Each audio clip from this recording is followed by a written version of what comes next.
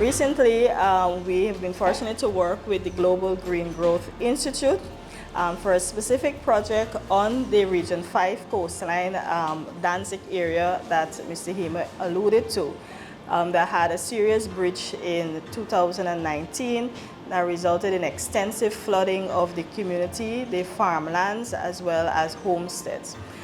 So given the importance of and the vulnerability of that stretch of coastline, we've collaborated with GGGI to implement and further expand on the green-gray infrastructure approach that NAREI has adopted for coastal resilience and mangrove restoration. GGGI is the organization who are visioning a low carbon and resilient world of a strong and inclusive and sustainable growth.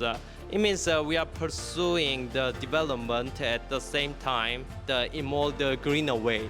Actually, the conventional development sometimes it's ruining, it's destroying the nature on its way, but we do not pursue that way. We're gonna catch the two birds with the one stone. So that's what the GGGI is pursuing. And we are usually supporting our partner government in the legislation for the policy and the strategic development.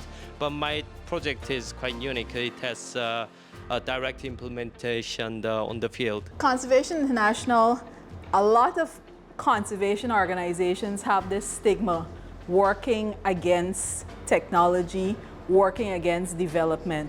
At CI, we believe building with nature is the way to go.